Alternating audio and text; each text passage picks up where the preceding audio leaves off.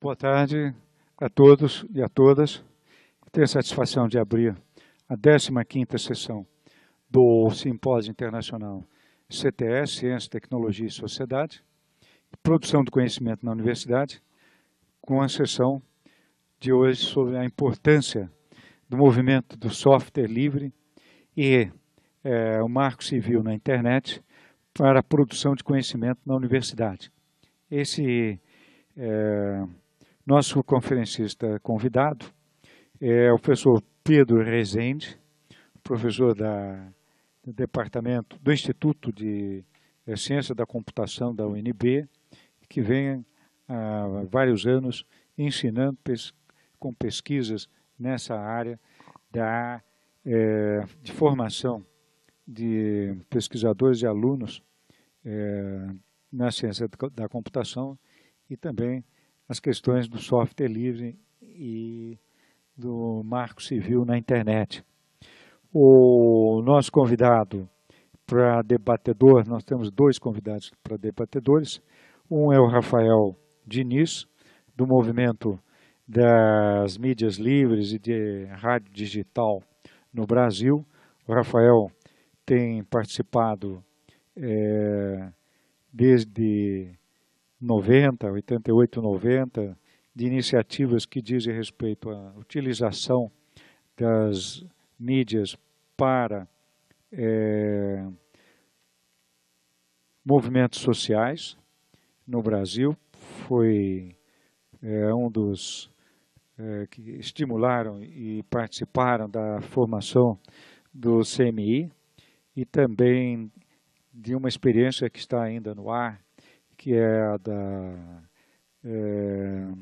plataforma Saravá, não é isso, Rafael?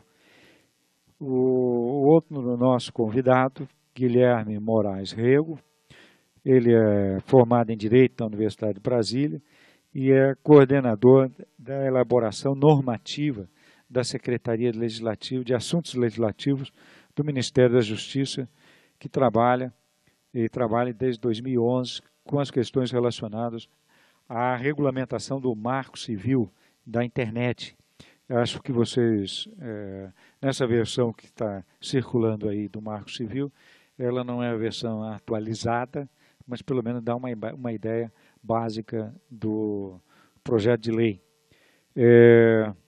Por favor, eu chamaria o Guilherme, o Rafael e o professor Pedro Rezende para, nessa ordem, fazer as suas intervenções.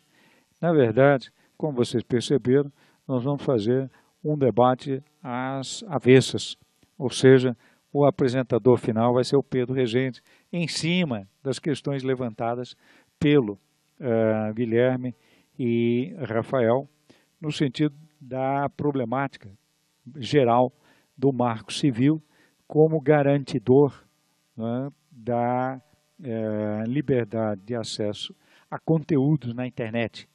Para isso, nós vamos fazer no debate, na sequência do debate, uma ponte com a produção do conhecimento, seja na universidade, seja nos centros de pesquisa, e, portanto, nós vamos fazer uma ponte com a questão de ciência, tecnologia e sociedade. Como? Basicamente porque a produção de conhecimento na universidade hoje está marcantemente travejada pelo acesso a conteúdos.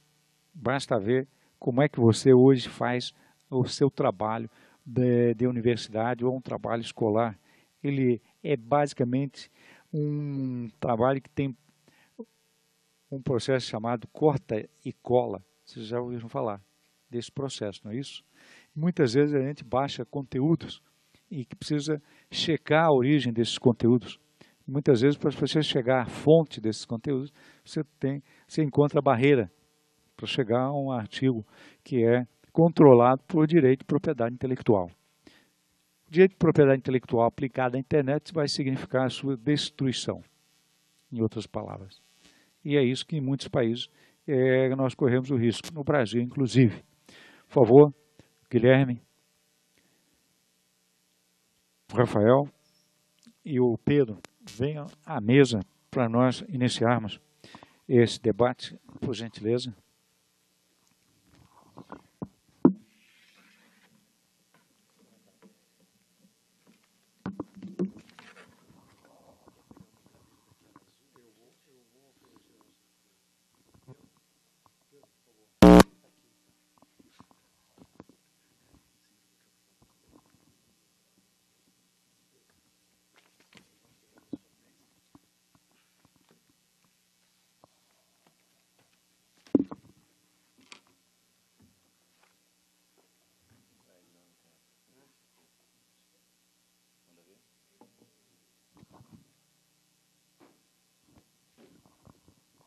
Bem. Tá ligado? Tá ligado? Ah, tem que falar bem de perto. Bem, primeiramente, boa tarde a todos. Meu nome é Guilherme. Eu trabalho na Secretaria de Assuntos Legislativos do Ministério da Justiça. E no que me cabe aqui, eu vou tentar falar um pouco do contexto do projeto, desde a sua elaboração, o histórico que antecedeu a sua elaboração, até seu envio para o Congresso Nacional em agosto de 2011. Perdão. E falarei também um pouco sobre a tramitação do projeto na Câmara dos Deputados. Então, o Marco Civil da Internet foi um projeto de lei que é bem interessante você fazer essa contextualização de onde ele surge. Até, eu vou fazer só uma primeiro parênteses anterior. Por vezes eu tenho o mau costume de falar muito rápido. E se por acaso isso acontecer, por favor, os presentes aqui que podem fazê-lo, peçam para que eu fale como uma pessoa normal. Mas então, continuando, o contexto de elaboração do Marco Civil da Internet é bem interessante e acho que é importante para entender as dimensões e os limites do projeto, né? De alguma forma, o Marco Civil ele surge como uma resposta ao AI-5 digital. Então, você tinha tramitando no Congresso Nacional desde 99 o projeto que era do deputado Eduardo Azeredo, conhecido como AI-5 digital, que de forma bastante resumida criminalizava uma série de condutas típicas ou condutas comuns para qualquer usuário, qualquer pessoa que acesse a internet. Isso, obviamente, tinha uma rejeição dentro da comunidade mais afeita a essa proteção de direitos bastante acentuada. Então, nesse cenário ainda, dentro do final, digamos assim, do final do primeiro mandato do ex-presidente Lula, o ex-presidente foi até uma campus party e nela foi instado a falar sobre o AI-5 digital, perguntado qual a sua opinião sobre o AI-5 digital. E o ex-presidente, no caso, demarcou que para ele, somente, ele tinha uma visão crítica em relação ao projeto e, essencialmente, uma das principais questões que o incomodavam é que, para qualquer coisa, antes de você criminalizar, preciso assegurar direitos. E com base nessa visão, ainda no final do segundo mandato do presidente Lula, o Poder Executivo se mobilizou internamente para fazer a discussão de elaboração de um projeto que fosse uma resposta e uma forma de assegurar direitos e deveres e promoção da cidadania dentro da internet. E justamente como o enfoque era um enfoque que eu acho que, na minha opinião e na opinião da Secretaria, é bastante claro, é um enfoque não de que a internet seja um espaço de mercado, mas sim uma ferramenta de promoção de direitos, e especialmente essa promoção de direitos e promoção da cidadania por meio da sua natureza participativa, a elaboração desse projeto ficou a cargo do Ministério da Justiça e não de outra pasta dentro do Poder Executivo. E é essa natureza participativa da internet que traz algo que talvez não tanto para pessoas de fora do direito, mas especialmente para pessoas do direito, é super interessante, que é como o projeto foi construído. Tradicionalmente, a elaboração normativa, infelizmente, não é tão participativa, não tem uma abertura social tão grande quanto poderia ter, embora essa seja uma tentativa de mudança que, ao meu ver, especialmente no Ministério da Justiça, especialmente na Secretaria na qual eu trabalho, existe desde 2007, o Marco Civil foi, para usar uma redundância da palavra, foi um marco extremamente importante nisso, por meio da sua construção, a forma como o projeto em si foi construído. Então, ele nasce de uma ideia de você precisar construir um diploma que venha assegurar esses direitos das pessoas que fazem uso da internet, e obviamente também com alguma previsão de deveres para quem presta serviços dentro desse meio, ele surge inicialmente num debate que é dividido em duas fases, na qual a primeira é um white paper. Você faz meramente a discussão, foi feita meramente a discussão já online, já de forma participativa, com meio de uma ferramenta simples, mas para a época bastante interessante, que hoje em dia, felizmente, foi replicada em mais de um meio de governo, tanto no executivo quanto no legislativo. Você começa a discussão a respeito de conceitos, princípios e entendimentos do que deveria ser e de qual deveria ser o recorte dessa legislação. Feito esse primeiro delineamento, a secretaria em si, né, e dentro do Ministério, obviamente, apresenta uma minuta, né, de texto que é de novo colocado para debate público na internet, e um debate de uma forma que até então não havia sido feita, ou tinha sido feita talvez quase que de forma simultânea em relação à lei de direitos autorais, a reforma da lei de direitos autorais ainda na gestão do ministro Gil, que tinha uma semelhança técnica, mas ainda assim era um pouco diferente na sua natureza, que era o quê? Você tinha todo o texto da lei quebrado por dispositivos, né, parágrafos, incisos, artigos, podendo ser comentado, tanto o que qualquer pessoa achava a respeito daquele dispositivo em questão, quanto qual seria uma sugestão de redação para aquilo, e isso numa forma muito semelhante ao que você tem em fóruns, em qualquer ambiente de fórum, dentro da internet, em que você tem a thread bem clara e ordenada das pessoas que comentaram, e você consegue fazer aquilo numa discussão concatenada de ideias, o que pode parecer simples para quem, né, trabalha em outros meios, mas se você for ver como, em geral, é feita a consulta pública para a elaboração normativa, isso foi assim, uma revolução sem tamanho. Só para fazer, né, pontuar essa questão, tradicionalmente o decreto que regulamenta isso dentro do Poder Executivo é um decreto de 2002, e a forma como formalmente as consultas públicas são feitas é você disponibiliza um texto, as pessoas enviam os comentários, sugestões ou por correspondência ou por e-mail, mas são sempre contribuições fechadas. Então, eu não vejo o que o Rafael comentou, ele não vê o que eu comentei, e especialmente ninguém sabe se eu mandei alguma coisa ou se ele mandou. Você pode depois fazer uma publicação de tudo, mas são blocos de informações muito grandes, muito pesados, e que, em geral, tornam, inclusive, para quem vai fazer a análise desse material recebido, algo muito difícil, porque as pessoas começam do artigo 1º e vão até o artigo N, falando sobre as coisas mais variadas. Quando você faz essa divisão por dispositivos no debate, você consegue atrair não só quem não é do meio jurídico, ou seja, quem não tem uma formação numa área do conhecimento que talvez não seja das mais divertidas para muitas pessoas, como você possibilita que a discussão seja segmentada de uma forma que, inclusive, especialistas em temas específicos podem participar só de pontos específicos, como principalmente a discussão é pública.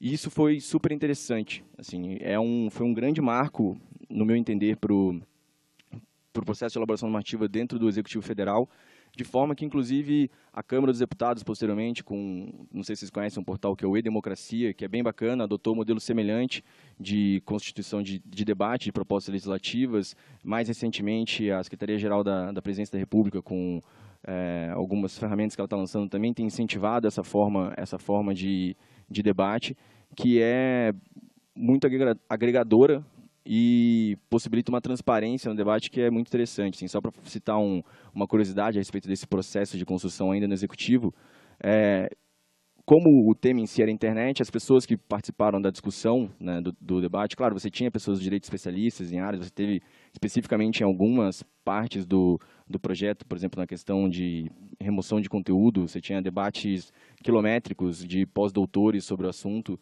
mas que é bem interessante num debate público, você tem uma aula pública sobre o tema registrado na página de debate do projeto. Mas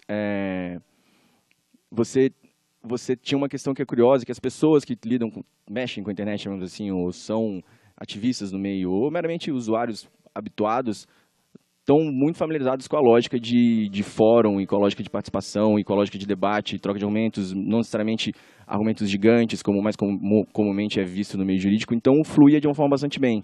Contudo, as empresas que tinham interesse em se manifestar sobre o tema, elas encontraram muita dificuldade em fazê-lo, porque pela lógica de serem pessoas jurídicas e, em geral, conseguirem só se manifestar por meio de representações de escritórios de advocacia em debates, né, desse tipo, elas não conseguiram se inserir nesse modelo de participação por comentários, né, nesse primeiro momento, por participação por dispositivos, e mantiveram uma tradição de enviar, então, uma proposta com análise completa, as opiniões, sugestões. Só que isso, normalmente, era algo que não era tornado público. E, diferentemente nesse caso, algo que foi bastante interessante, gerou uma perplexidade muito, acho que positiva, no meu ver, nesse debate. Toda vez que alguma entidade nos procurava, né, para saber se poderia mandar uma manifestação formal, como ela sempre fez, a gente falava, olha, não tem problema nenhum, pode enviar, mas a gente vai colocar público no site para todo mundo. Então, isso foi uma coisa que a gente utilizou. Outra coisa também que foi utilizada, que normalmente essas entidades, elas não têm muito uma lógica de querer debater os seus argumentos. Então, se você tem o prazo até até amanhã, dia 1º, ela vai mandar a manifestação dela no dia 31, para ela não ter que discutir, poder comentar o que todo mundo comentou e não ter que discutir nada que ela colocou. E por isso, e para inclusive também aumentar a participação, uma coisa que a Secretaria usou mais de uma vez durante os processos de realização do debate é que a gente colocava, por exemplo, olha, vai fechar na sexta-feira, dia 1º. Daí, na sexta-feira, dia 1º, a gente recebia, era quando, em geral, chegavam as manifestações formais de entidades que eram pessoas jurídicas, e no sábado a gente reabria o debate e colocava ele até a outra sexta. Então, a gente tornava aquelas propostas públicas para todo mundo debater, porque essa era a lógica. Não tinha graça você ser só o último a falar e não poder ser criticado no que você falou. Então, isso foi algo que foi bastante interessante e uma experiência que eu diria inovadora dentro desse processo de elaboração normativa e deu um caráter bem peculiar para o Marco Civil. Então, fechando essa questão mais histórica, o Marco, ele, né, essa forma íntima, né, de chamá-lo, né, o Marco Civil, ele encerra os debates, né, você tem todos os comentários, a Secretaria de Assuntos Legislativos do Ministério da Justiça faz, digamos assim, uma certa forma de compilação, porque algo que teve sempre claro também na promoção desse debate era que por mais que o Ministério da Justiça estivesse promovendo o debate da forma mais pública como ele conseguiu debater, ele não poderia se esquivar da sua responsabilidade como um tomador de decisão. Então, mesmo que fosse de forma fundamentada do porquê que ele não estava acatando alguma sugestão, ele, dentro de uma possibilidade entre um e outro, ele faria uma escolha, né? E dessa forma, então, há uma compilação, né, desses comentários. Você tem um texto final que reflete de forma bastante boa, na minha opinião, assim, muito mais do que satisfatória, o debate como ele aconteceu dentro dessa plataforma, e o projeto segue o rito formal interno do Executivo e vai para o Congresso Nacional em agosto de 2011. Né? Ele é enviado, é formada uma comissão especial, e lá o relator escolhido pela Câmara dos Deputados é o deputado Pedro Molon, do PT do Rio de Janeiro. Ali, só para fazer uma divisão então, do histórico da tramitação com o conteúdo do projeto em si, quando o projeto vai para a Câmara, uma coisa que foi bastante interessante, que o deputado, no caso, talvez por ser um deputado mais novo, no sentido de idade mesmo, ele também deu uma continuidade para essa lógica bastante participativa. Então, você teve uma sequência de audiências públicas pelo país afora, que foram bastante enriquecedoras para a construção do debate. O próprio texto ficou novamente numa plataforma semelhante que o Legislativo já havia desenvolvido, né, a semelhança do que tinha no Ministério da Justiça, que era o E-Democracia, também de forma comentável por dispositivos, e você teve uma continuidade desse debate, de um rico debate dentro do Legislativo, e de uma forma bastante semelhante com o que o MJ tentou fazer. Você tem o relatório final do deputado, né, Alessandro Molon para a comissão especial, que é um relatório que também é bastante incomum, se vocês pegarem outros relatórios de comissão, em geral na Câmara dos Deputados, que ele é muito longo, mas não por uma razão qualquer de trazer estudos doutrinários ou algo mais asséptico, mas justamente ele retrata de forma bastante detalhada o debate que aconteceu nas agências públicas na internet e, de uma forma bastante didática, ele faz uma tabela de qual era o texto original, quais são as sugestões que ele está, quais são as alterações que ele está sugerindo e de onde vieram essas sugestões de alteração e as razões pelas quais ele estava, entre aquelas, acolhendo-as. Então, é um relatório que agora não lembro de cabeça, mas tem talvez mais de 100 páginas, o que é, para um projeto de lei, mesmo um projeto de lei de 25 artigos, né, que não é um projeto de lei pequenininho, é um relatório bem longo, muito detalhado e muito rico. Então, você tem uma descrição do debate ali de uma forma que, na minha opinião, é incomum e é extremamente positiva. Você tem uma transparência muito grande dentro da construção do texto. Indo para eu acabei focando um pouco mais na questão do meio como o debate aconteceu, talvez porque na minha conexão com o tema desse painel, que é a importância do movimento software livre e o marco civil para a produção do conhecimento da internet, na universidade, desculpe, uma das coisas que eu acho que o marco civil melhor agrega em relação ao movimento software livre é justamente essa dimensão participativa, que é uma dimensão que dentro, como eu disse no começo, dentro do mundo da produção normativa, talvez não, certamente não é tão comum, tem se tornado cada vez mais comum, tem alguns órgãos, e nesse sentido a nossa secretaria se inclui, se insere, né? O marco civil foi um dos debates públicos nesse sentido, frente a outros que já foram promovidos, de classificação indicativa, Código de Processo Civil e por aí vai. Então, essa dinâmica de uma construção colaborativa, transparente e aberta, ou seja, você consegue identificar de onde vieram, né, as contribuições, quais foram essas contribuições, as razões pelas contribuições foram adotadas, isso, para mim, talvez seja a maior riqueza em relação ao aprendizado que eu acho que a elaboração normativa formal teve em relação ao movimento, ao meio, ao mundo da produção de software livre e conhecimento aberto, digamos assim.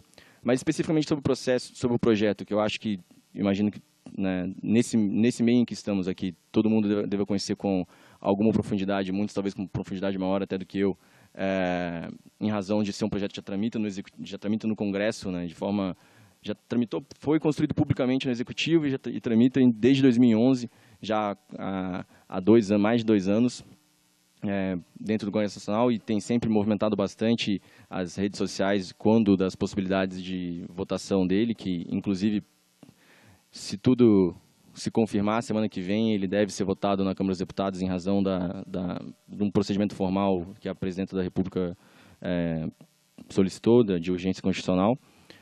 Eu diria que, em linhas principais, né, o que o Marco Civil vem trazer essa questão de estabelecer os princípios e garantias, né, os direitos e os deveres para o uso da internet, ou seja, você traz especificamente alguns deveres para os usuários, mas especialmente muitas garantias, trazendo alguma segurança jurídica para vários problemas que você tinha sendo resolvidos de forma não muito linear dentro do judiciário pela ausência de um marco normativo muito claro. Então, acho que um dos pontos centrais é justamente a responsabilidade pela postagem de conteúdo, né? Então, se você hospeda, se você disponibiliza conteúdo de terceiro, você né, no sentido jurídico, responsável por aquele conteúdo, você pode responder com o seu patrimônio por aquilo. Nisso, na versão enviada pelo Executivo para o Congresso Nacional, a gente tinha afirmado uma direção bastante nítida, no sentido que você só seria responsável por aquilo se você fosse responsabilizado em uma decisão judicial. Então, a priori, o conteúdo de terceiro, quem responderia seria o terceiro, que, felizmente, apesar de muitas pessoas fazerem críticas em relação ao anonimato na internet, né, por conta de vedação constitucional, eu particularmente acho que isso é uma discussão um pouco míope, porque o que você pretende proteger vedando o anonimato é quando alguém pretende praticar algum ato que seja lesivo a alguém e não pode ser encontrado. Diferentemente do que, em via de regra, acontece na internet, que a pessoa, mesmo que esteja usando um pseudônimo ou esteja usando um usuário anônimo, ela é encontrável.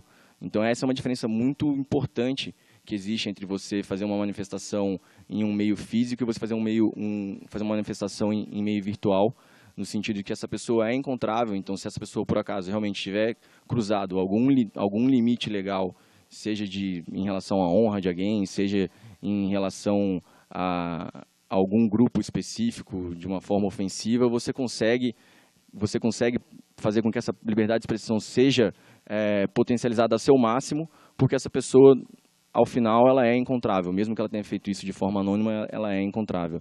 Então, esse, para mim, é um dos principais pontos, junto com a neutralidade de rede, que também isso é onde você tem bastante nítido um dever para terceiros, não para usuários, né, em relação aos provedores de aplicação e aos provedores de conteúdo, em relação às limitações de restrições que podem ser feitas à disponibilização de pacotes de conteúdo na rede, né, na internet. E isso, inclusive, talvez tenha sido melhor aprofundado já no relatório do deputado Molon, que destrincha mais esse conceito da neutralidade de rede e torna alguns aspectos mais claros e mais com limites objetivos melhor determinados, digamos assim.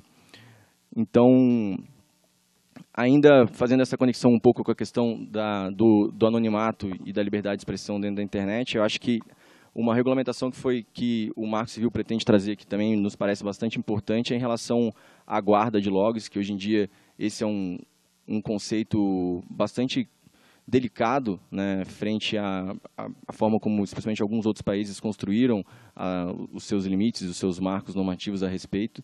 E a garantia, né, é uma forma de promoção da garantia do cidadão de que ele não será rastreado indiscriminadamente, e especialmente por uma perseguição policial que, infelizmente, na lógica brasileira, ainda pode ser uma perseguição indevida, né, já que, apesar de termos avançado muito, segurança pública ainda é uma das áreas em que possivelmente mais precisamos avançar.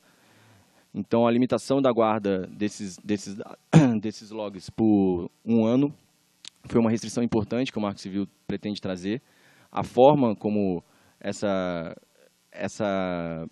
guarda pode ser prorrogada por outro ano por um pedido formal, né, por algum agente policial que precisa ser, digamos assim, validado pelo judiciário num prazo de 30 ou 60 dias, agora não lembro exatamente o texto da lei, do projeto de lei.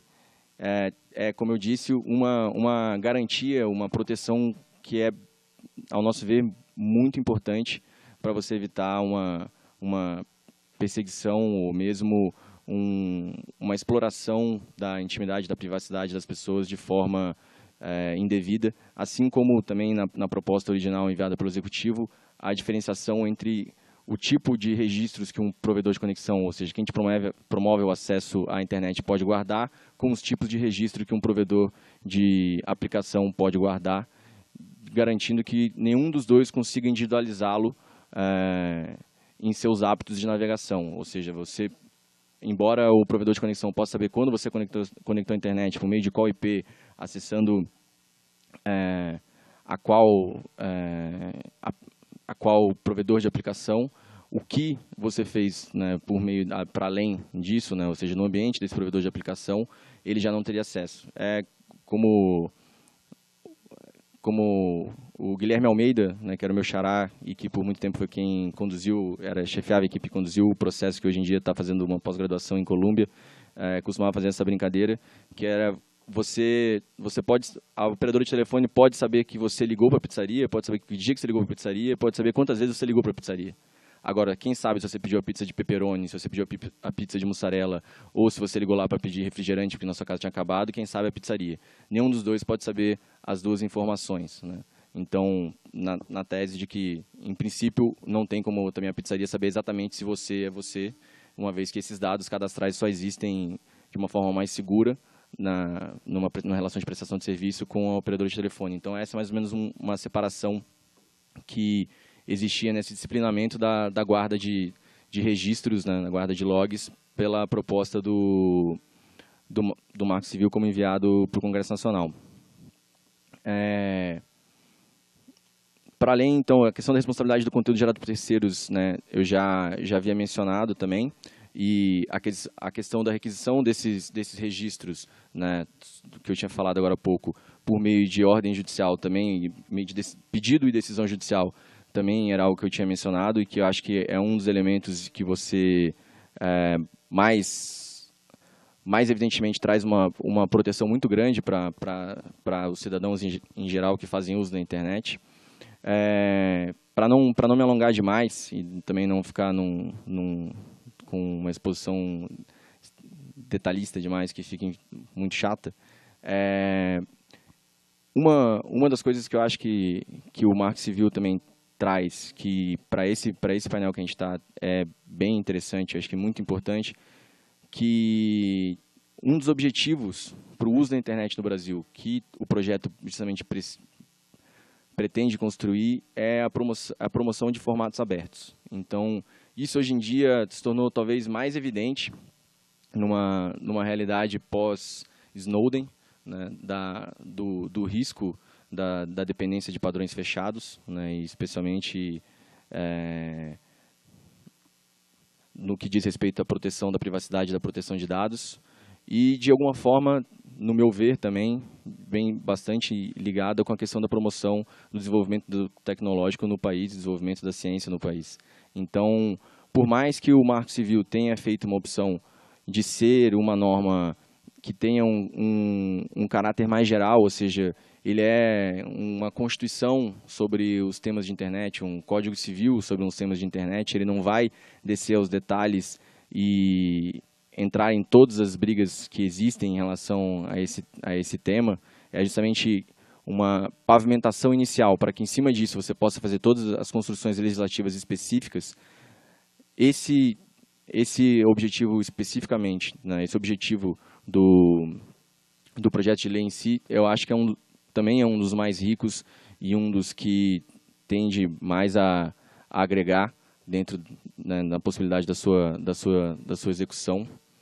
E, bem, fora essa questão do texto em si, só para dar algum cenário que eu acho que também as pessoas vão ter essa curiosidade, que se eu fosse quem tivesse sentado do outro lado da mesa, eu teria bastante.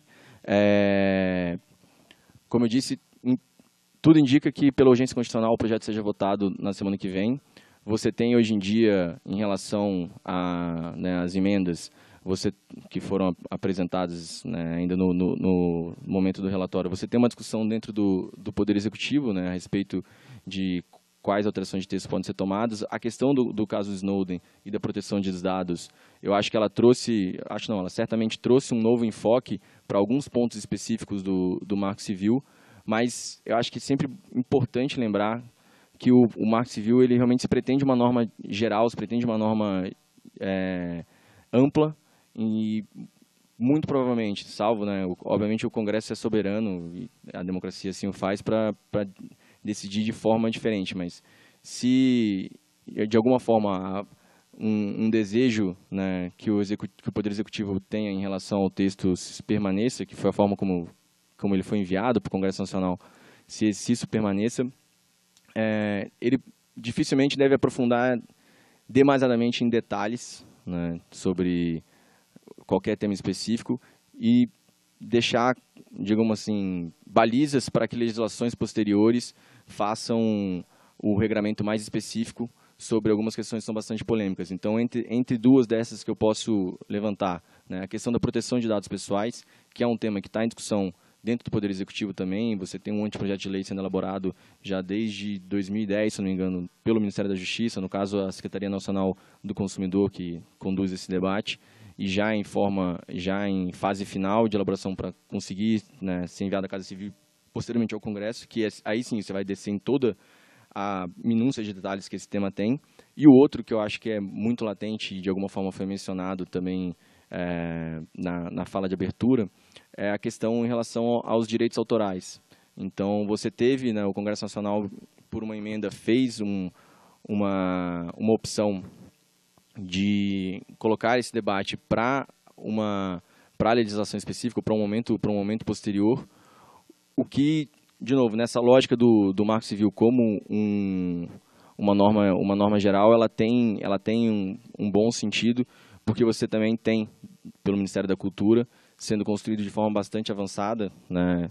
Passado um momento em que talvez esse debate tenha tido um refreamento quando, né, da transição de ministros no começo do governo Dilma, mas já agora com a ministra Suplicy, você tem isso de uma forma bastante acelerada de novo, essa discussão de reforma da LDA, né, da Lei de Direitos Autorais, em que seguramente a discussão dos direitos autorais na internet vai ser um dos pontos de maior disputa e um dos pontos mais calorosos nesse debate.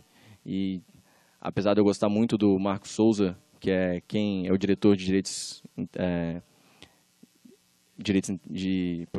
intelectuais do Ministério da Cultura, eu agradeço por não estar na pele dele, porque esse vai ser um debate que vai ser realmente muito ríspido no Congresso Nacional, dado que você tem interesses bastante demarcados em posições bastante divergentes. Bem, acho que vou encerrar minha fala sendo com esse detalhe e passar para o próximo. Boa tarde, meu nome é Rafael Diniz, eu sou formado em Ciência da Computação, estou fazendo mestrado na área também, e acho que a primeira parte da minha fala vem mais da minha bagagem de ativista, de rádio livre e de hack ativista. Eu faço parte de um grupo que chama Saravá, que é um grupo de pesquisa que estuda tecnologia e suas implicações sociais. E a gente, desde 2005, mais ou menos, tem alguns servidores que hospedam sites de grupos ativistas, como Mídia Independente, sites de rádios livres, sites de movimentos sociais ligados à moradia, terra.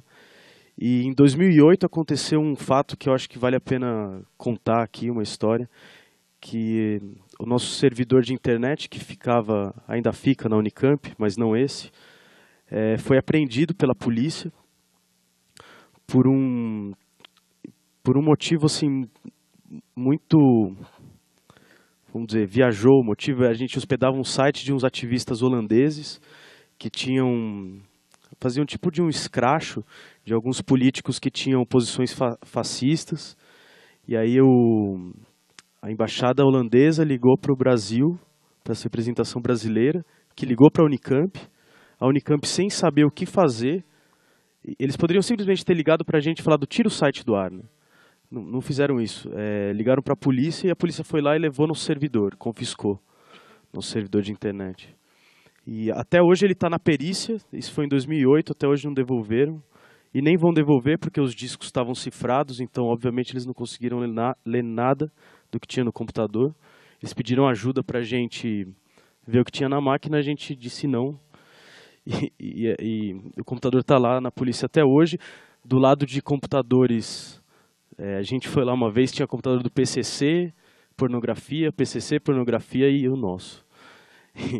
E eu acho que o Marco Civil, nesse sentido, é bom para pessoas que queiram criar servidores de internet, não necessariamente comerciais, então que não estejam muito afim de colaborar, por exemplo, com empresas ou mesmo com pressão de polícia para liberar dado, que, como por exemplo, o nosso servidor, a polícia levou nosso servidor sem mandado judicial, né? E isso talvez eu acho que a nova legislação que vai vir com o Marco Civil ajude coletivos e pessoas que usem a internet de forma a não só consumir conteúdo, mas também a publicar conteúdo. De Marx, né? A fetichização da mercadoria. Para o capitalismo continuar crescendo, ele precisa transformar tudo em mercadoria. Com a internet, com os serviços gratuitos, a mercadoria passa a ser você. Bem, e agora?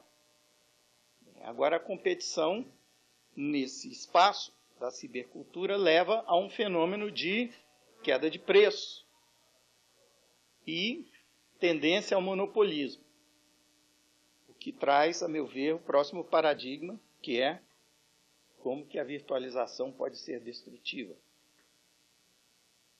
A melhor definição de ciberguerra que eu conheço ela foi publicada em inglês por uma revista militar do Exército da China, que eu vou colocar aqui para vocês. Assim como a guerra nuclear era a guerra estratégica da era industrial, a ciberguerra é a guerra estratégica da era da informação. E esta se tornou uma forma de batalha massivamente destrutiva que diz respeito à vida e morte de nações. Uma forma inteiramente nova, invisível e silenciosa, que está ativa não apenas em conflitos e guerras convencionais, mas também se deflagra em atividades diárias de natureza política, econômica, militar, cultural e científica. A interseção com as atividades militares da criatividade destrutiva através do virtual já justifica a gente chamar esse processo que estamos vivendo a partir de 2010, ou mesmo antes. 2010 é um marco porque veio à tona o ataque via Stuxnet ao programa nuclear iraniano, né? Mas, para mim, o fronte mais importante da guerra cibernética é o fronte psicológico. E é sobre isso que eu quero falar hoje, sobre o que está acontecendo nesse fronte. Como os chineses a veem, eles também prestam especial atenção ao fronte psicológico da ciberguerra.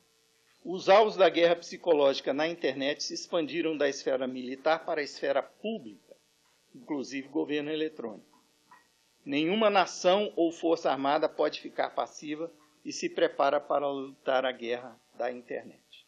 Snowden deixou claro que essa guerra é para valer, senão não haveria tanta fúria para tentar persegui-lo se ele estivesse mentindo ou se ele estivesse inventando coisa da cabeça dele. É curioso que essa matéria que eu citei, de uma publicação da Academia Militar do Exército Popular da China, foi divulgada na internet pela agência Reuters. Mas perceba o momento. Foi divulgada pela Reuters no momento em que o aparelho hegemônico norte-americano estava na ofensiva no fronte psicológico, querendo pintar os chineses como os agressores na ciberguerra. Pode voltar? Tocar o vídeo? E aí, agora, não duvido que a Reuters, no momento desse, estaria divulgando essa versão dos chineses, né, da leitura do momento que a gente está vivendo. E o software livre, como fica nisso? Bem, para entender como fica o software livre nisso, precisamos saber o que as forças mais poderosas, do ponto de vista estratégico, ou militar, se você considerar controle de tecnologias digitais intermediadoras das práticas sociais como arma nessa guerra, né? Os atores mais bem posicionados estrategicamente nessa guerra, o que eles estão defendendo? Esse é o vídeo que botou Manning na cadeia. É importante para a gente ter uma visão clara da ciberguerra, entender isso, o que eles estão defendendo. Eles estão defendendo uma forma de escassez artificial para manter a taxa de lucro das suas atividades na expectativa do capitalismo, né? Então, quem ouviu a palestra do David Kuhn sobre DRM é isso, né? Escassez artificial. No mundo dos símbolos, a escassez ela não é natural como é no mundo dos átomos. Comida é um recurso escasso, água, petróleo para energia, é tudo finito e limitado pelo planeta Terra. Mas as riquezas que são geradas pelas trocas simbólicas, que a comunicação sem fronteiras da internet permite, por exemplo, né, elas não obedecem essa regra de recurso rival, como se diz em economia, né? Se eu lhe dou uma maçã, eu fico sem, você fica com a maçã. Se eu lhe dou uma ideia, nós dois compartilhamos uma ideia. Daí porque propriedade intelectual é um termo que não faz o menor sentido, porque propriedade é algo, que é o que está sendo defendido com mais ferocidade nessa ciberguerra, propriedade é algo que só existe através do cerceamento ou do bloqueio da posse, usufruto e gozo de algo por terceiros. É assim que se exerce a propriedade sobre algo, excluindo os outros.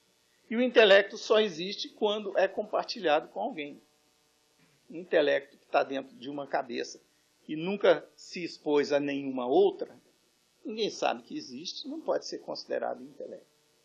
Então é um termo que não faz sentido, que foi montado como um truque neurolinguístico para funcionar como legitimação da guerra pela defesa da escassez artificial de quem já está encastelado em posições dominantes no mundo em que vivemos hoje.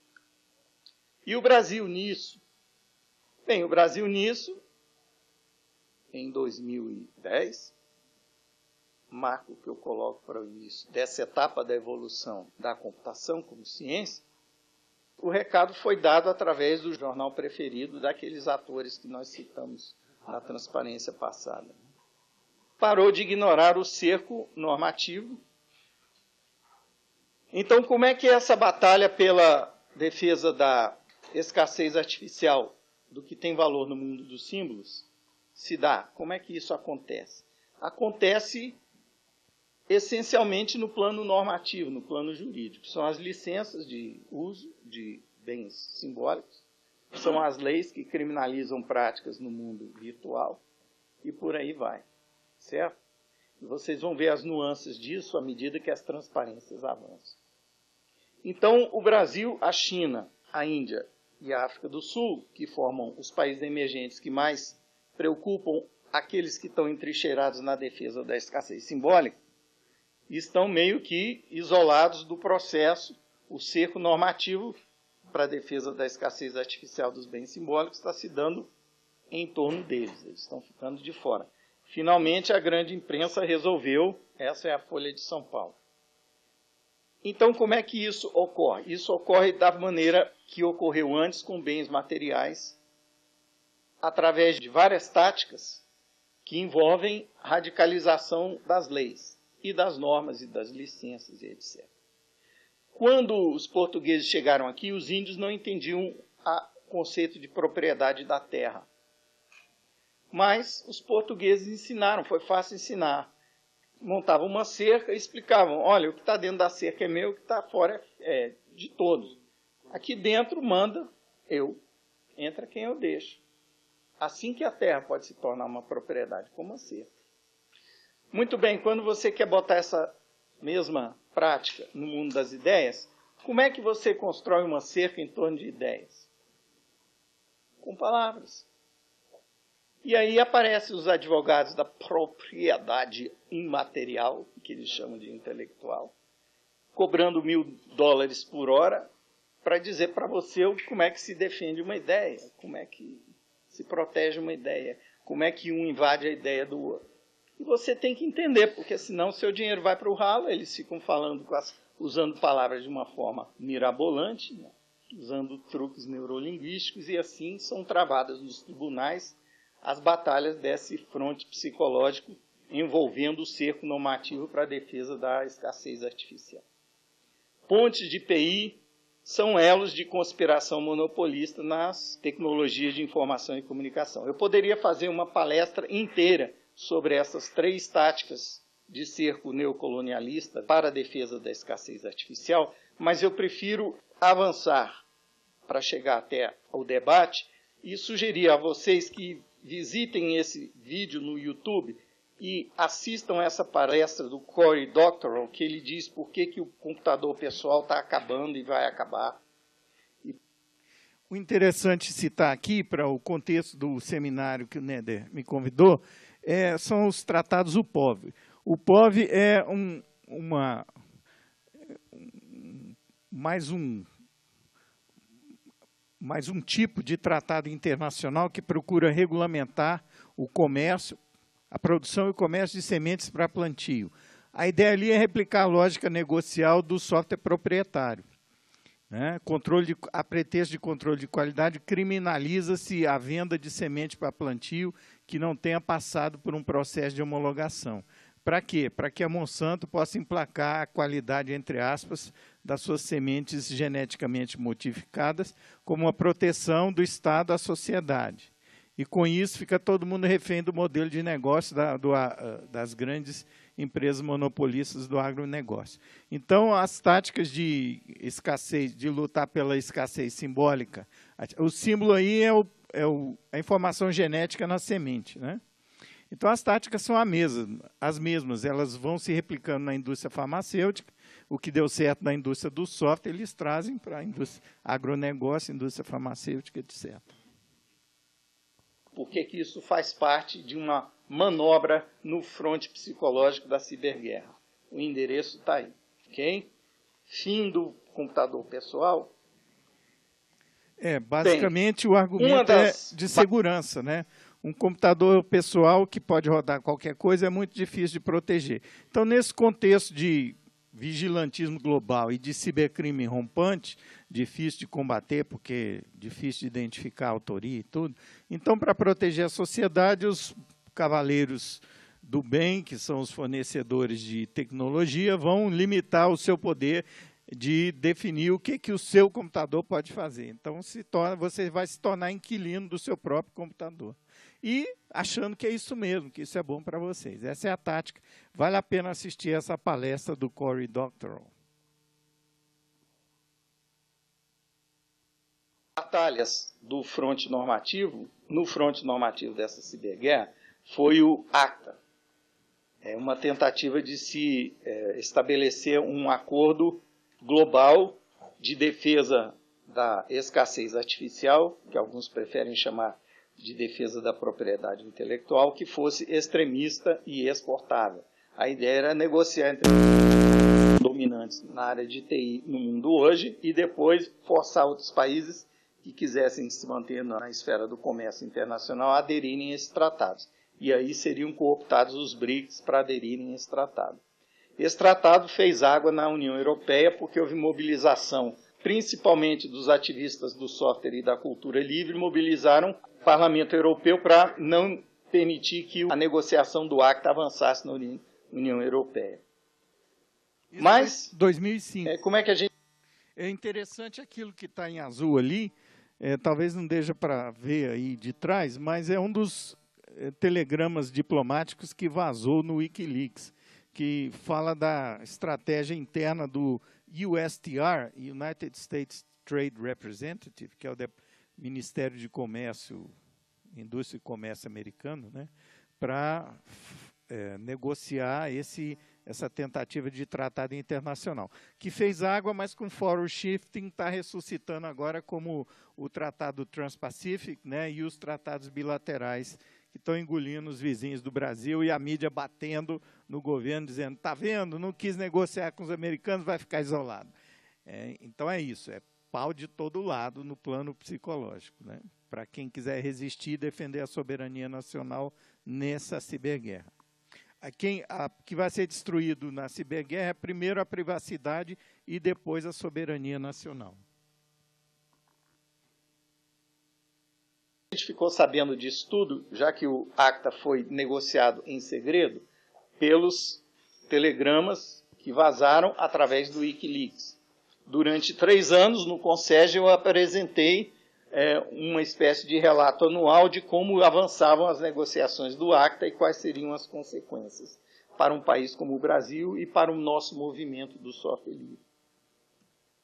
Por que o ACTA é perigoso? Porque o ACTA, parte desse processo de radicalização normativa, torna quem é empresa em Estado, em polícia, mistura as funções. Então, a alfândega, por exemplo, quem está ali no aeroporto vigiando, olhando o passaporte, abrindo mala, vendo se está tudo ok com quem chega de viagem, poderiam ser deslocados para ficarem vigiando roteadores das empresas de telefonia que operam backbones, para derrubar determinadas conexões por acusação de suspeita de violação de patente. Você está baixando uma distro Debian, não pode mais porque tem uma suspeita de violação de patente num pacote tal e tal, então não pode passar por esse roteador da Anatel mais, nem por nenhum outro roteador de backbone que entra tráfego da Europa e dos Estados Unidos no Brasil. Poderia ocorrer isso, ou pode ocorrer isso se o ACTA emplacar, porque operador de alfândega ganha poder de polícia para fiscalizar a violação dessa tal de propriedade, que eu prefiro chamar de imaterial, né, a partir de mera suspeita. Bem, e finalmente o valor econômico. É interessante fazer uma ponte aqui com o Marco Civil. A grande dificuldade de se aprovar o Marco Civil, como saiu do Ministério da Justiça, é a parceria de lobbies do monopólio de telecomunicação no Brasil, a Globo, com as empresas de telecomunicação, né?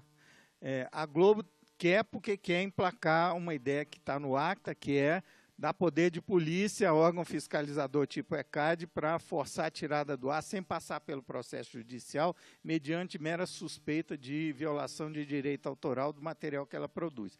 Por que isso? Porque ela não quer arcar com o custo de defender o modelo de negócio dela, de escassez simbólica artificial do que ela produz no mundo digital, porque fica caro combater pirataria, entre aspas, né, no mundo digital. Então, ela quer tirar do Estado o monopólio do uso da força para controlar a eficácia desse modelo de negócio. E é ela que está fazendo lobby, fazendo reunião domingo à noite, sábado à noite, na casa do presidente da Câmara, com o relator da matéria. Está aqui no material que o Néder distribuiu, né? Na véspera de votação, quer dizer, tentar acompanhar a votação de lei importante como o Marx viu no Congresso é uma batalha perdida. Você fica sem saber o que está acontecendo, de repente, lá na hora, a votação sai por um lado ou por outro, e os acordos estão sendo feitos a portas fechadas. Mas ainda bem que a Dilma se posicionou numa reunião com o comitê gestor, numa segunda-feira, numa reunião de emergência, tendo furado o cerco que o ministro das Comunicações e a Casa Civil colocou em torno dela para ela tomar conhecimento do que poderia ser feito agora com as denúncias do Snowden para resgatar a soberania do país. Ela descobriu que existia um tal de comitê gestor da internet que poderia dar o caminho das pedras para ela, chamou uma reunião de emergência na segunda-feira, todos foram, ela conduziu a reunião, os membros do comitê falaram, os ministros estavam lá de cara amarrada, os que queriam manter seus interesses no processo de condução da política de governo, só ouvindo como plateia, né? Então, agora ela sabe que... E nessa reunião ela disse, não, a neutralidade na internet é importante e nós vamos trabalhar pela defesa da neutralidade na internet, né?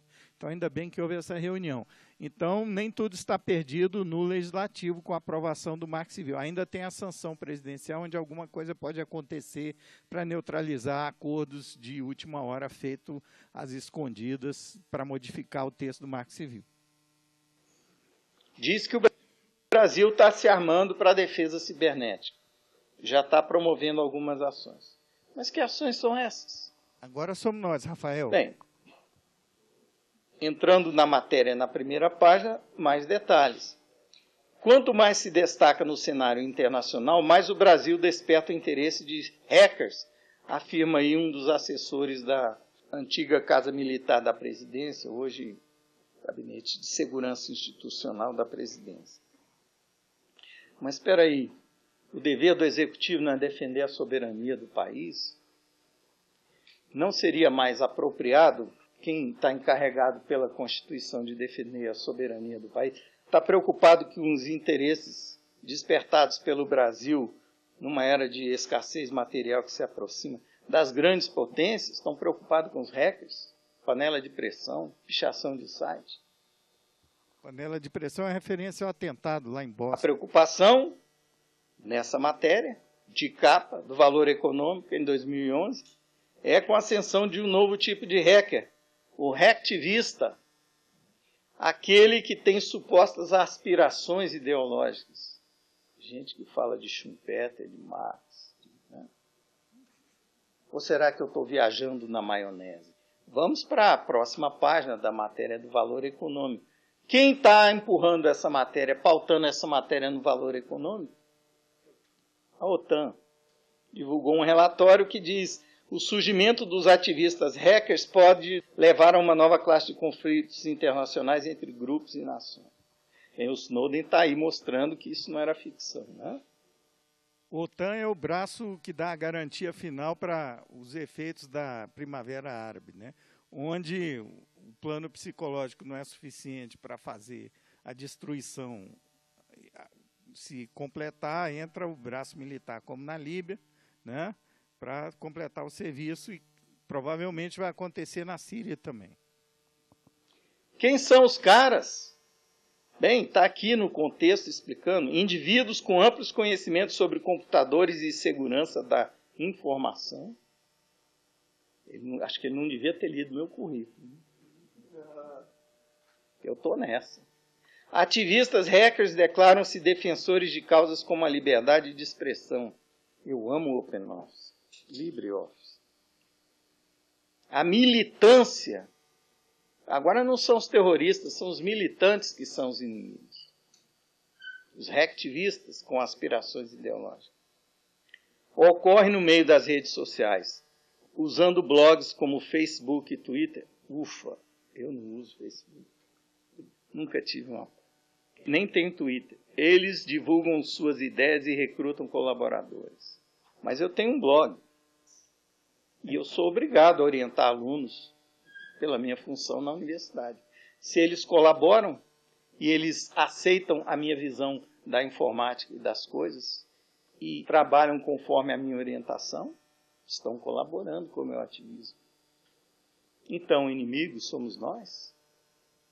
Se você tiver alguma dúvida, olha essa matéria sobre o efeito Snowden, distribuída pela Reuters, uma das 5 maiores agências de notícias, que pautam o que todos veem no noticiário todo dia e toda noite.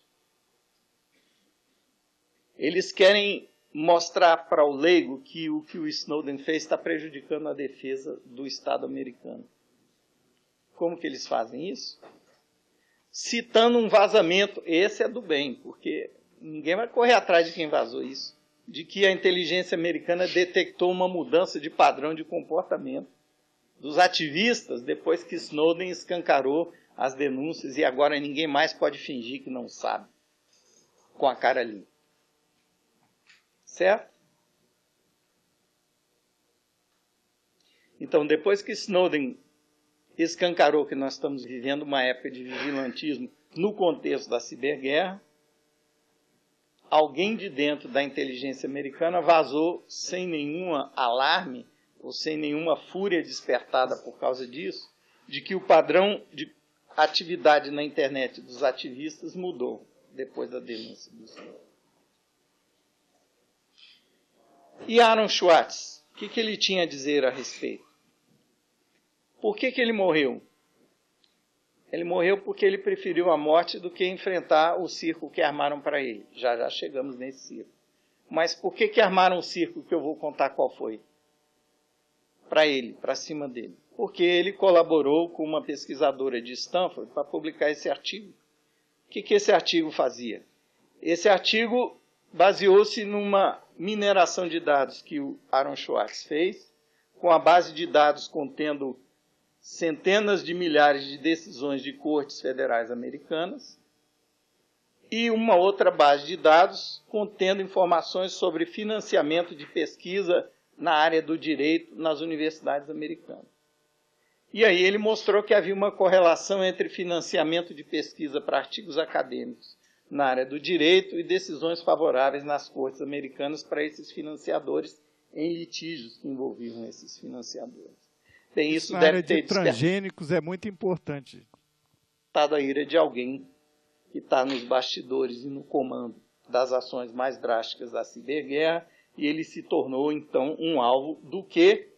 Da Lei de Crimes Cibernéticos, que equivale à Lei Azeredo nos Estados Unidos, a CFAA, Computer Fraud and Abuse Act. E o que aconteceu com ele?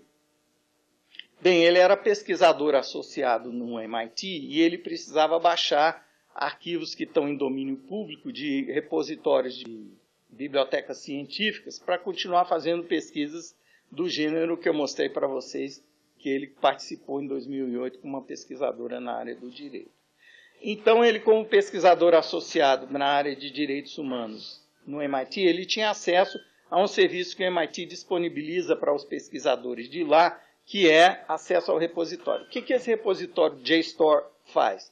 Ele escaneia artigos científicos do passado, que não estão sob regime de licença proprietária, que não estão protegidos por direito autoral, porque estão em domínio público, e coloca à disposição de quem quiser, mediante o pagamento de uma taxa. Então, eles põem uma catraca lá e cobram caro das universidades, dizendo, olha, quem quiser o acesso facilitado a esses artigos, pode baixar 30 artigos por mês da sua universidade, se a sua universidade pagar uma taxa anual de tanto. A catraca é só um contador no login, né, mediado pela instituição que está pagando o acesso, para poder multiplicar a renda do trabalho de escanear o artigo que está em domínio público. Mas, pelo que eu entendo da Lei de Direito Autoral, me corrija o Guilherme se eu estiver errado, O que está protegido pelo direito autoral é a obra, que é a expressão de uma criação do intelecto, né?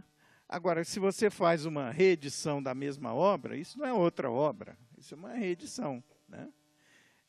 Escanear uma obra que está em domínio público não dá direito de quem escaneou se apropriar ou se tornar titular dessa reedição da obra, né, que é uma versão digitalizada. E é nesse limbo, nessa, né, possível dúvida, que Schwartz resolveu apostar que ele não estava violando o direito autoral e disse, bem, essa catraca aí, se eu violar a catraca, eu não vou estar violando direito autoral de ninguém, porque eu não vou estar, vou estar baixando arquivos em domínio público.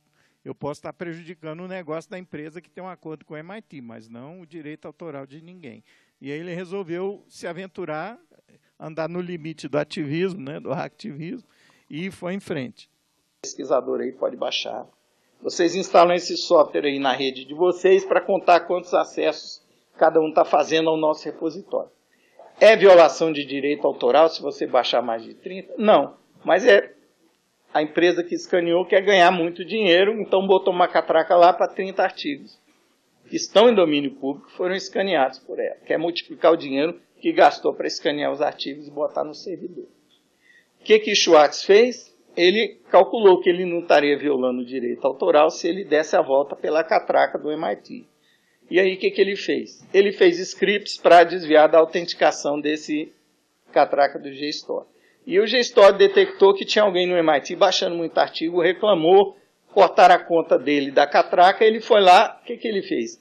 Ele viu que o gabinete de rede do MIT estava aberto, ele entrou lá dentro, espetou o laptop dele no servidor e conectou o site do GSTOR com o IP do MIT, baixando quanto ele quisesse. Deixou lá rodando, baixando não sei quantos mil artigos e voltou no outro dia para pegar. Quando ele entrou no gabinete para pegar o laptop dele, 4 federais deram em cima, levaram ele para o FBI e ele foi acusado de, primeiro, 13 crimes federais, podendo pegar 35 anos de cadeia e multa de mais de $1 milhão por ter entrado no gabinete e espetado o laptop dele. Invasão de rede. Foi em torno de 4. E o direito autoral desses artigos que ele baixou? Todos em domínio público. Todos em domínio público. O que encaixa ele nos 13 crimes é a intenção de distribuí-las. E aí o terrorismo que a família, a namorada e os amigos sofreram para extorquir provas de que ele, Schwartz, tinha a intenção de distribuir os arquivos que ele baixou, porque aí poderia ser encaixado uma hipótese que ele estava prejudicando o negócio da GSTOR, concorrendo com ela, né? Ele pode ser que ele queria fazer apenas mineração de dados. Propuseram a ele, um ano antes da primeira audiência, que ele aceitasse a condenação de criminoso, de ter invadido a rede do MIT, em troca de uma pena leve de 6 meses, ao invés de 35 anos, que podia ser comutada por cesta básica, essas coisas, desde que ele aceitasse a pecha de criminoso. Ele percebeu que se ele aceitasse essa proposta, o ativismo dele ia ganhar um rótulo legítimo, um rótulo socialmente aceitável de criminoso. E ele preferiu se matar 6 dias antes da primeira audiência. Por que essa lei é perigosa? Porque essa lei ela é muito ampla na tipificação do crime, o que é invadir rede de computador, e ela é muito frouxa no critério de prova. Como é que se prova a intenção de distribuir algo que se baixa? Até onde eu saiba, ele não administrava nenhum servidor. Ele era membro da Electronic Frontier Foundation. E isso já pode ser considerado uma atividade perigosa, porque ele é um hacktivista. Então, a lei existe para encaixar aqueles que precisam ser encaixados, do ponto de vista de quem vai usá-la para processar e quem tem cacife para bancar um processo, no caso, o governo americano. Outro exemplo de aplicação da mesma lei, que exemplifica por que nós somos realmente alvo nessa guerra por defesa da escassez artificial no mundo dos símbolos. Um jornalista que descobriu um monte de 100 mil arquivos individuais de usuários da empresa Terracom, que estavam lá disponíveis no servidor, escreveu um script para automatizar o download de todos os 100.000 arquivos. E aí ele foi processado porque usou uma arma perigosíssima para invadir o site de FTP que estava disponibilizando os 100.000 artigos, que é o wget. Então, quem participa do... Gente, talvez vocês não entendam porque que isso é um absurdo, mas quem sabe programar entende, né? Site de FTP é um site para que as pessoas baixem, é coisa que está disponível para as pessoas baixarem, né? Então, é como se você botasse um stand ali para distribuir folheto, né? Supõe-se que a pessoa vai pegar um folheto. Agora, se você vier aí pegar uma pilha de folheto, isso é crime? O que o jornalista fez foi pegar uma pilha de arquivos. Agora, ele não fez isso um a um, clicando uma vez para cada um. Ele escreveu um programinha, um script, para automatizar o download, para gerar evidência de que aquela empresa estava sendo negligente, no mínimo, violando a privacidade das pessoas cujos dados pessoais estavam naqueles arquivos.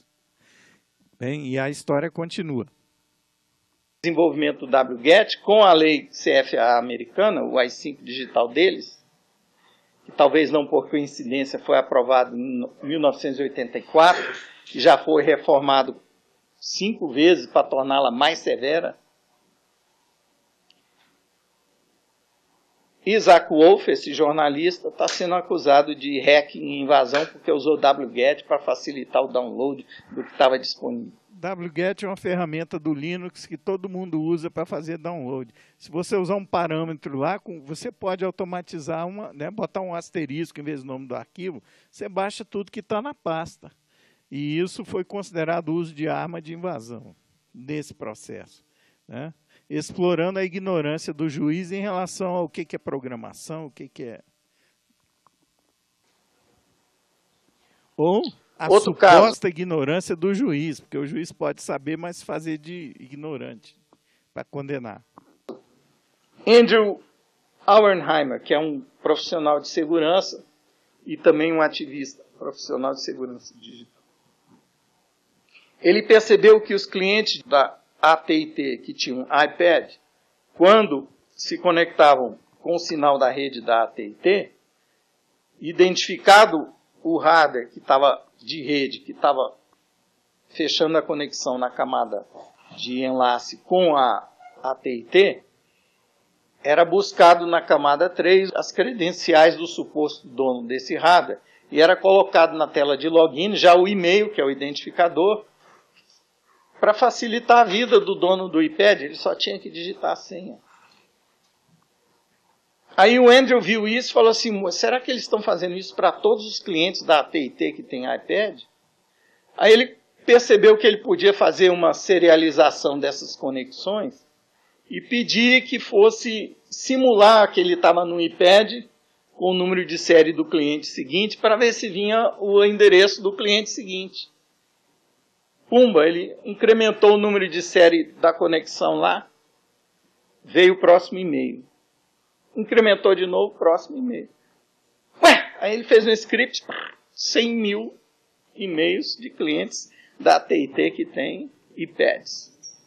Isso é no mínimo um descuido com a privacidade dos clientes da AT&T que tem iPad. Vamos denunciar isso à imprensa? Lá foi ele com a imprensa com a prova de descaso com a privacidade dos clientes da AT&T. Mas a AT&T, gente, leis, ainda mais no virtual, é como teia de aranha. Só pega bicho ou entes de um certo porte. Quem é maior passa por elas. Você vai denunciar a AT&T, o que acontece?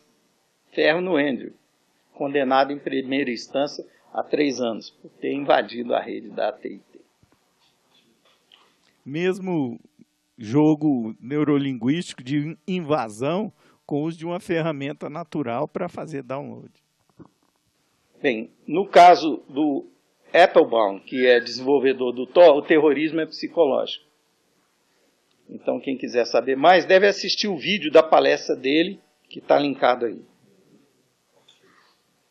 Finalmente, ao que Aaron Swartz disse antes de morrer, no último evento público que ele participou, para comemorar a vitória que tiveram contra a aprovação do SOPA. O que ele conseguiu com o ativismo dele foi barrar o SOPA, construindo uma aliança temporária com vários serviços que em outros frontes da mesma guerra psicológica são inimigos dos interesses que o Snowden defende. Mas no caso do SOPA e PIPA eram aliados de ocasião, que a Google, por exemplo, né, junto com a Wikipédia, fizeram um blackout para protestar contra a aprovação do SOPA, que ia passar feito o rolo compressor em janeiro de 2012 ou 12, né? Bem, aí houve um evento para comemorar. Para quem não sabe sobre o SOPA é uma espécie de AI-5 digital ao quadrado, né? Comemorar a vitória do SOPA, ele foi chamado como o principal ativista que aglutinou todo mundo e ele fez um discurso, e essa é a parte do discurso dele. Ok? O que ele conseguiu foi uma vitória temporária, assim ele entendeu, e ele está dizendo isso aqui. E isso vai acontecer de novo, com certeza, ele vai ter outro nome, ele e o projeto de lei, né, que conseguiram parar. E talvez uma desculpa diferente, provavelmente fazer o seu dano de uma maneira diferente, mas não se enganem, os inimigos da liberdade na era digital não desapareceram. O fogo nos olhos daqueles políticos não se apagou, porque ele teve que negociar cara a cara com os políticos que estavam fechados com os lobistas que queriam empurrar o lobby, o maior deles, o Motion Pictures Association of America, né? Hollywood. Com aliança com a indústria farmacêutica, que quer também pessoal da alfândega policiando o tráfico de genéricos pelo mundo. O fogo nos olhos daqueles políticos. Os laboratórios que ganham muito com patentes, eles querem inviabilizar o comércio internacional de genéricos. Então, querem igualar venda internacional de genéricos com pirataria de medicamentos, tornando setorizada a normatização sobre homologação de medicamentos, né? Então, o mesmo fabricante que detém uma patente, um fabricante detém uma patente de uma medicação aqui no Brasil, mas lá no Canadá já está em domínio público, tem genérico fabricado lá, né? Mas se a Anvisa não homologar o fabricante do Canadá, seria ilegal importar. Então, as indústrias farmacêuticas se tornam um aliado de ocasião de Hollywood para provar esse SOPA, que é uma versão 1000 vezes piorada do CFAA e que teria efeito no planeta inteiro, porque mexeria na infraestrutura da internet, que é o serviço de resolução de nomes de domínio, né? Por esse pessoal que não entende nada de técnica, para mexer na resolução de nomes de domínio, para colocar a navegação de endereços para páginas falsas, para tentar combater, entre aspas, a pirataria, entre aspas. Não se apagou.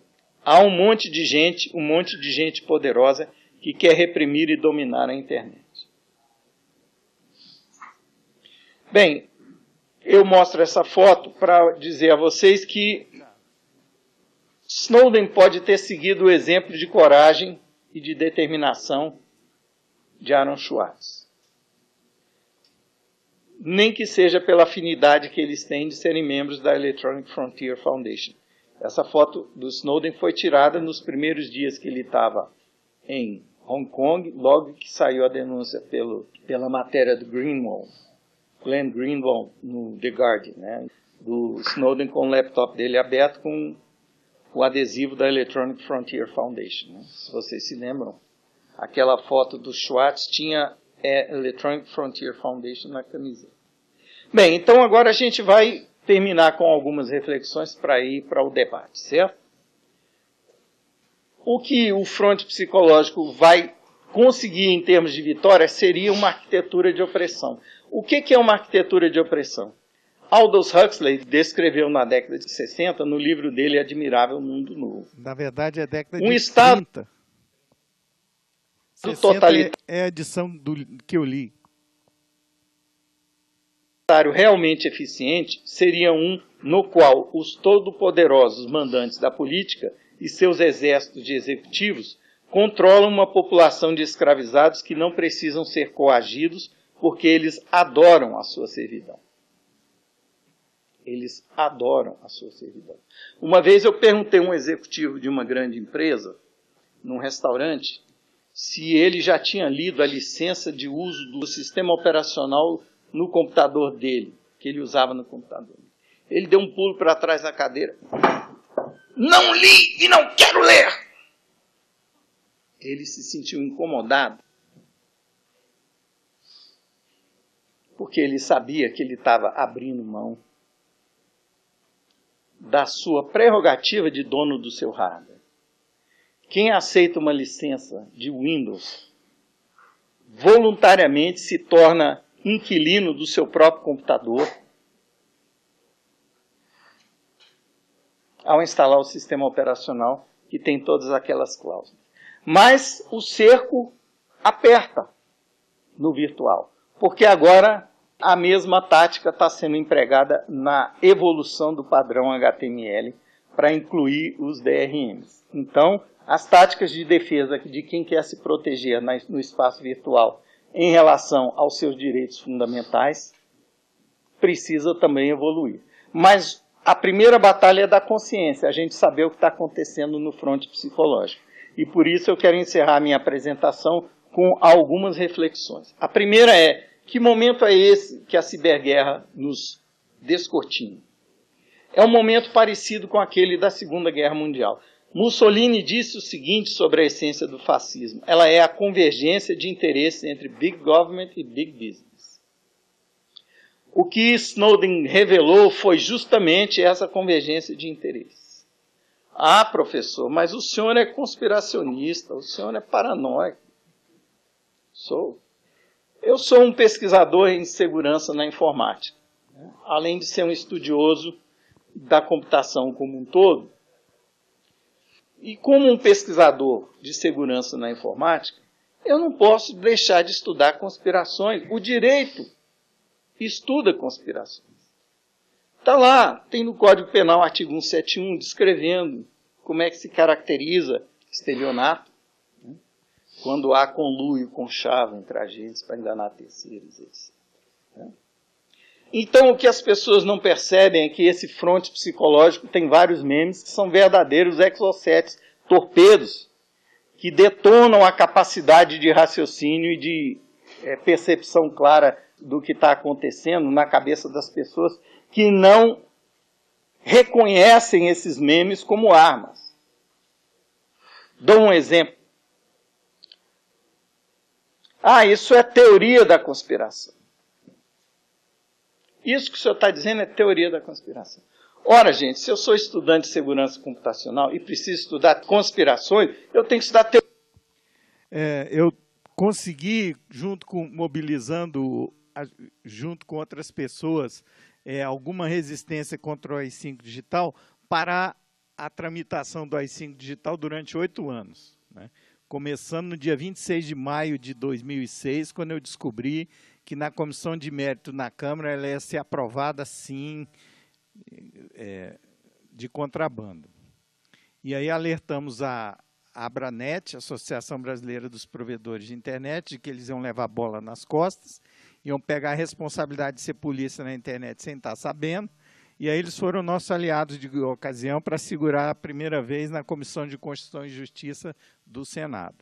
Mas todas as vezes que eu tive a oportunidade de enfrentar o discurso do establishment a favor do projeto de lei num debate, principalmente do autor do projeto, o senador Azeredo, o argumento era sempre o mesmo. Não, isso aí é a teoria da conspiração, o senhor é um paranoico, isso é paranoia. Tá? Inclusive, numa audiência pública na CCT, na semana do Senado, na semana passada. Ele começou o discurso dele com essa fala de novo. Então, eu preciso contra-argumentar. Então, vou fazer isso no encerramento aqui do vídeo. Teoria e prática. E se eu faço uma abordagem semiológica, que eu acho que é mais apropriada para entender o fenômeno e seus efeitos na segurança computacional, eu percebo o seguinte, do ponto de vista prático, uma conspiração, para ser eficiente, ela tem que parecer apenas mera teoria. Então, quem quer se esquivar de uma percepção incômoda, de que está sendo roubado ou enganado de algo, acusando o mensageiro de ser paranoico ou conspiracionista, está mordendo a isca dessa arma, está engolindo veneno, certo? E eu vou mais longe no meu estudo semiológico das conspirações. Eu considero que existem as conspirações tácitas, que são aquelas em que não é necessário sequer que os convergentes se comuniquem diretamente entre si para estabelecer o elo de convergência entre os interesses. É a própria lógica dos interesses, tipo teoria dos jogos, que induz os agentes a agir como se tivessem em conluio. O caso do Snowden é patente o que ele revela. Eu li um comentário interessante sobre a primeira reação das grandes empresas que foram nomeadas no projeto PRISM. Nós não temos nada com isso, isso é mentira, ninguém passa aqui pegando dados que não têm a aprovação dos nossos advogados e etc. E aí eu li um comentário de um pesquisador de segurança na informática muito interessante, que ele dizia o seguinte: se os dois estão falando a verdade, então a situação é pior do que a gente imagina. Porque o governo tem condições de entrar nessas empresas sem que elas saibam. Provavelmente cooptando fornecedores que estão abaixo de hardware, etc.